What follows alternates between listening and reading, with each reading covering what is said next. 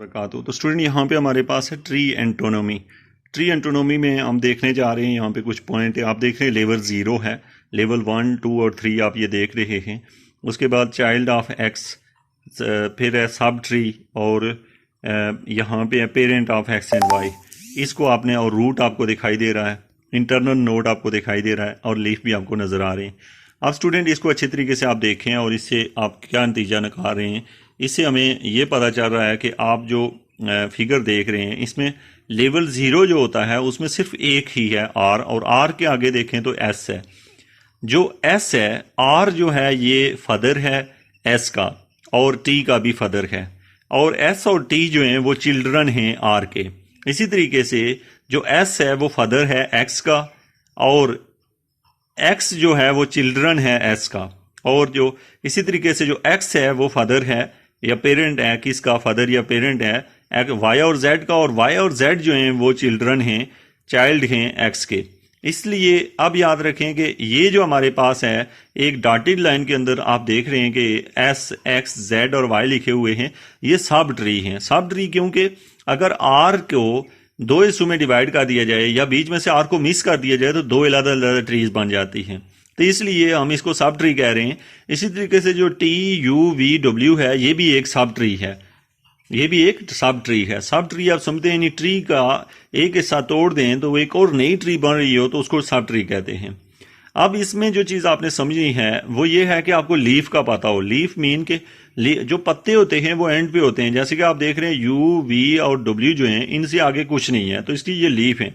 इसी तरीके से वाई, जेड भी लीफ ही है, और इसको हम इंटरनल नोड भी कहते हैं। जैसे टी देख रहे हैं ये इंटरनल नोड है, तो अगर टी इंटरनल नोड है तो आप समझ जाएं कि एक्स भी इंटरनल नोड है और एस भी इंटरनल नोड है। यानी कि जिससे नोड से आगे कोई चीज़ मौजूद हो तो उसको कहते हैं इंटरनल नोड। तो आपको इंटरनल नोड का पता हो, रूट को आप अच्छे तरीके से समझते हो, इंटरनल नोड आपको पता हो, लीफ आपको पता हो, चाइल्ड क्या होता है, सब ट्री क्या होता है, पेरेंट क्या होता है, ये तमाम चीज़ें जाननी ज़रूरी थी इस वीडियो के पॉइंट ऑफ व्यू से। अब यहाँ पे हम बात करते हैं student some more tree properties की। तो एक तो हो गई हमारे पास है depth. Depth of a node N I is the length of the path from root to node N I, यानी कि उसकी लेंथ को कहते हैं। डेप्थ के बारे में मैंने पीछे भी आपको बताया था, यानी कि वहां से लेके कितने नोड तक का डिस्टेंस है उतनी उसकी डेप्थ होती है। ये आगे जाके या पीछे भी हमने इसके पढ़ा है, अगर इसकी एग्जांपल है तो मैं वहां पे मैं दिखाऊंगा आपको डेप्थ क्या है। उसके बाद the height of a node N I is the length of the highest path from the node N I to the leaf. तो हाइट और डेप्थ में डिफरेंस होता है। डेप्थ जो होती है वो हर नोड टू नोड जो है वो उस पर डिपेंड करती है, जबकि जो हाइट होती है, जितनी भी डेप्थ होती है उन डेप्थ में से सबसे बड़ी वाली जो डेप्थ होगी उसको हम लोग कहते होते हैं हाइट। यानी कि इसका मतलब हुआ कि डेप्थ बहुत सारी हो सकती है, नोड टू नोड ये बदलती रहती हैं। आप एक नोड के लिहाज से डेप्थ निकालेंगे डिफरेंट आएगी, दूसरे के लिहाज से डिफरेंट आएगी, तो ये आपको पता हो, और इसी तरीके से हाइट का भी आपको इल्म हो। आप यहाँ पे देख रहे हैं, यहाँ पे हमारे पास एक ट्री दी हुई है। इस ट्री में आप बता सकते हैं कि इसका रूट क्या है, तो आपने कहा जी इसका रूट ए है। इसका रूट क्या है? ए है। तो ए को मैं पेरेंट कहूं तो चाइल्ड क्या होगा? बी सी डी ई सारे क्या हैं? चाइल्ड हैं। बी सी डी ई सारे चाइल्ड हैं। अब बात करें नोड ए की, तो नोड ए जो है उसकी हाइट जो है वो कितनी है? नोड ए की हाइट 3 है। नोड ए की हाइट जो है वो 3 है और डेप्थ 0 है। अच्छा, सवाल पैदा होता है नोड ए की हाइट 3 क्यों है? इसलिए 3 है कि स्टूडेंट अगर आप देखें तो नोड ए में सबसे जो पीक तक का रिलेशन बन रहा है वो हमारे पास बन रहा है ये 1 2 3। यानी कि आप ये देखें कि गौर से देखिएगा, ए से बी तक जाने में एक लाइन आ रही है और बी से एफ जाने में दूसरी लाइन है, तो इसका मतलब है इसके दरमियान में 2 लाइनें लगी हुई हैं। तो अगर 2 लाइनें हैं तो हाइट ए से ई एफ जाने में 2 है, ए से सी जाने में हाइट 1 है, ए से एच जाने में हाइट 2 है, और ए से आई जाने में हाइट 2 है, और ए से के आने में हाइट जो है वो 3 है। तो इन पूरी फिगर में जो सबसे हाइट वाली चीज़ है वो ए से लेके एच तक है और दरमियान में 3 एरोज लगी हुई हैं, सो इसकी हाइट 3 है। लेकिन इसकी डेप्थ 0 है। डेप्थ 0 इसलिए है कि इसके पीछे कुछ नहीं है। अब हम आते हैं बी पॉइंट पे, तो बी पॉइंट की आपको पता है कि इसकी हाइट जो है वो 1 है। बी पॉइंट की हाइट 1 है। अच्छा, याद रखें कि बी जब आप रूट से चेक करते हैं तो यानी कि बी से आगे की तरफ जाएं, एरो किस तरफ जा रहे हैं, अब एरो दोनों साइडों पे जा रहे हैं, दोनों की हाइट 1 1 है, तो सो दोनों मैक्सिमम 1 ही बनता है और इसकी डेप्थ 1 है। अच्छा, डेप्थ देखने के लिए बी से पीछे की तरफ जाना है और हाइट देखने के लिए बी से आगे की तरफ जाना है। यानी आप समझ रहे होंगे एरोज पड़े हुए हैं, अगर आप पीछे की तरफ जाएंगे तो डेप्थ होगी, आगे की तरफ जाएंगे तो हाइट होगी।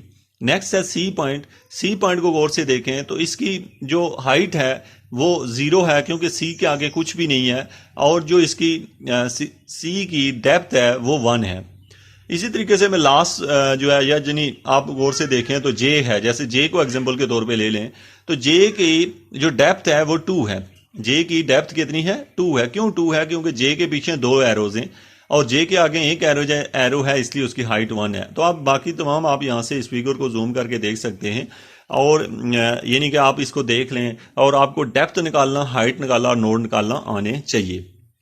अब है यहाँ पे एक पिज़्ज़ा शॉप की हम बात करते हैं। होप सो आप पिज़्ज़ा काफ़ी लाइक करते हैं। ऑनर जो इसका कौन सा है? जैक है।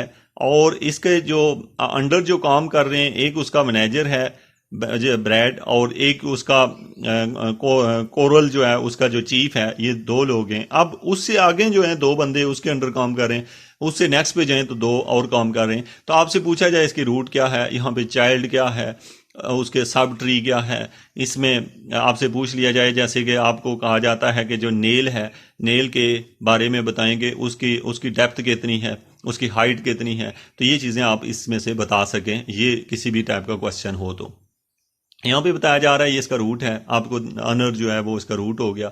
नीचे वाले जो दिए हुए हैं इसमें ये सारी की सारी, इसको लीफ कहा जाता है। लीफ क्यों कहते हैं आपको पता है? क्योंकि इनके आगे कुछ भी नहीं है। नेक्स्ट आप देखें तो ये जो दरमियान वाला है इसको हम लोग पेरेंट कहते हैं, लेकिन ये चाइल्ड भी, ये चाइल्ड है किसका? ऊपर जो जैक है उसका चाइल्ड है, लेकिन जो आगे 2 दिए हुए हैं नेल और बॉब, उसके क्या हैं? ये वो इसके चाइल्ड हैं, किसके? ब्रॉड के चाइल्ड हैं। तो ये आपको यहाँ पे बताया जा रहा है। इसी तरीके से नेक्स्ट जो आप देख रहे हैं यहाँ पे, ये आपको पेरेंट्स की समझ है, क्योंकि हमें घर के और इन मामलात का पता होता है कि जैसे ये पेरेंट और चिल्ड्रन का इसका आप रखते हैं। फिर उसके बाद इसका लेवल भी आपको पता है, लेवल 0 कौन सा है, 1 और 2 कौन सा है, ये लेवल भी आपको पता है। देखिए लेवल 1 आ गया और फिर क्या है, लेवल 2 आ गया। तो आपको पता हो कि लेवल 2 में कोई सिंगल चीज़ नहीं आ रही, ये चारों के चारों लेवल 2 में आ रहे हैं। लेवल 1 उससे ऊपर है और लेवल 0 सबसे टॉप पे है। उसके बाद इसको हम कहते हैं सबलिंग। सबलिंग यानी कि ये दोनों आपस में एक ही बाप की औलाद हैं, आपस में भाई हैं। और फिर नीचे जाके ये आपस में सबलिंग हैं क्योंकि ये एक ही बाप की औलाद हैं, क्योंकि ऊपर एक ही मैनेजर बैठा है। और आगे जाएं तो ये वाले भी आपस में सबलिंग हैं क्योंकि इनकी भी बाप एक ही है। तो सबलिंग में ये होता है कि आप ऊपर से उसके वाल पेरेंट को देखेंगे, अगर वो एक ही हैं तो इसका मतलब है जो आगे आने वाले बच्चे हैं वो सबलिंग हैं। उसके बाद है इंटरनल नोड जो है, चूंकि जिसके आगे कुछ नोड मौजूद हो उसको इंटरनल नोड कहते हैं, लेकिन जिससे आगे कुछ हो ही ना उसको लीफ कह देते हैं, उसको इंटरनल नोड नहीं कहते। आप देख रहे हैं ये सारे इंटरनल नोड्स हैं, ये सर्कल जहां लगे हुए हैं वहां से आपको पता चल रहा है। और जो ये क्या, सॉरी, ये फिर लीफ हो गए। अब याद रखें leaf left sub tree of, ये सब ट्री बता रहा है कि ये लेफ्ट है, दूसरी साइड पे जो है ना राइट सब ट्री है। ये आपको इल्म हो। जो टॉप पे है उसकी डेप्थ वगैरह आपसे पूछ रहा है, चूंकि आपको डेप्थ के बारे में मैंने बता दिया, आपको पता होगा कि डेप्थ क्या होती है। उसके बाद जो है यहाँ पे डेप्थ आपको पता हो, हाइट पता हो, चूंकि तफसील से मैं बता चुका हूँ आपको। इन फिगर की डेप्थ, हाइट, ये सारी चीज़ें जो है ना वो आपको पता ही हूँ। तो ये तमाम आपको बताया जा रहा है कि कितनी डेप्थ है, कितनी हाइट है। इसी तरीके से ये जो फिगर दी हुई है इसका रूट ए है। अगर मैं सपोज पूछता हूँ आई की डेप्थ कितनी है, आप बता सके कि आई के पीछे 1 2 3 लाइनें, ए तक पहुंचने के लिए 3 लाइनें लिखी हैं, इसकी डेप्थ 3 है, लेकिन इससे आगे कुछ भी नहीं है, इसलिए इसकी हाइट 0 है। तो ये आप बता सकें। ये सारी चीज़ें, सबलिंग्स यहाँ पे सर्कल लगे हुए हैं, मैंने बताया है एक ही बाप की औलाद को सबलिंग कहेंगे। और इसके बाद जो है यहाँ पे जो येलो येलो कलर दिए गए हैं ये इंटरनल लीफ हैं, क्योंकि इनके आगे कुछ ना कुछ मौजूद है, और जिनके आगे कुछ भी मौजूद नहीं होता उनको हम जस्ट लीफ कहते हैं, इंटरनल वर्टेक्स नहीं कहेंगे। या उसके बाद है यहाँ पे ये सेंटर्स ऑफ के। सेंटर ऑफ के को समझना आपने, यानी के कौन कौन से सेंटर्स हैं इसके लिहाज से। तो यहाँ येलो कर दिए गए ADF। ADF क्यों? के तक पहुँचने के लिए जो सीढ़ियाँ, यानी कि आप सीढ़ियाँ चढ़ के तक पहुँचे हैं तो वो 3 है। इसी तरीके से मैं आपसे सवाल पूछूँ सेंटर ऑफ आई बताएं, तो आप मुझे बताएंगे कि आई जो है ई से आया है, ई बी से आया और बी ए से आया है, यानी रूट तक पहुंचने के लिए जो रास्ता है उसको आपने इस सेंटर का नाम दिया। जैसे यहाँ पे डिसेंट्स ऑफ डी क्या है, डी के डिसेंट आपने बताने हैं, तो यानी डी के नीचे नीचे क्या है, एसेंट मीन के डी के पीछे। अगर मैं पूछूं डी के एसेंट बताएं तो वो आप बताएंगे कि खाली ये है, लेकिन अगर मैं डी के डिसेंट बताऊं यानी कि सीढ़ियां चढ़ के नीचे जाना है तो आपको येलो कलर नजर आ रहा है, क्योंकि डी से उतर के जाएंगे तो इन तमाम येलो कलर्स के ऊपर हम जा सकेंगे।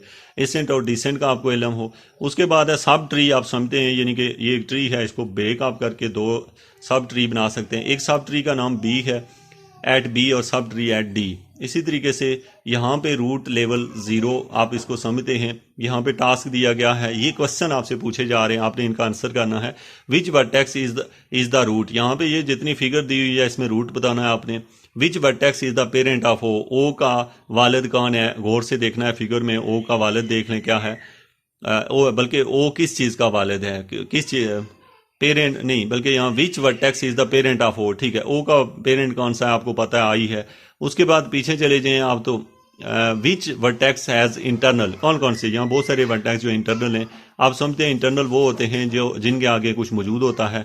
उसके बाद है विच वर्टेक्स आर सबलिंग ऑफ ई, ई के सबलिंग बताने हैं, यानी ई के बाकी जो है ना भाई वो बताने हैं। आप ई को गौर से देखें और देखें कि उसके जो भाई हैं वो कौन कौन से हैं, ई एफ जी हैं। इस तरीके से बात है विच वर्टेक्स आर लीव्स, पत्ते कौन से हैं, यानी जो एंड पे जिनके आगे कुछ नहीं है वो सारे लीव्स हैं।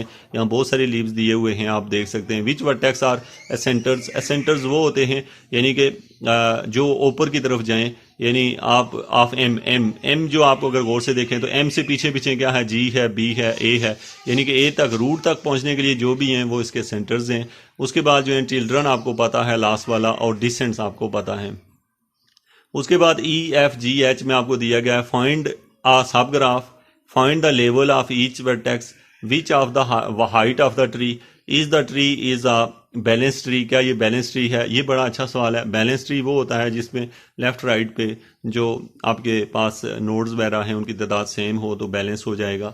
अच्छा, यहाँ पे दिया गया है डेप्थ वगैरह आपसे पूछी जा रही है, इनके आंसर भी दिए हुए हैं, लेकिन ये कि आप इनको खुद समझ के इनको सॉल्व करें और फिर आगे जाके यहाँ थ्योरम्स आ रहे हैं जो कि आगे जाके हमने पढ़ने हैं, लेकिन ये बेसिक कॉन्सेप्ट आपको सारे पता हो। Thank you very much.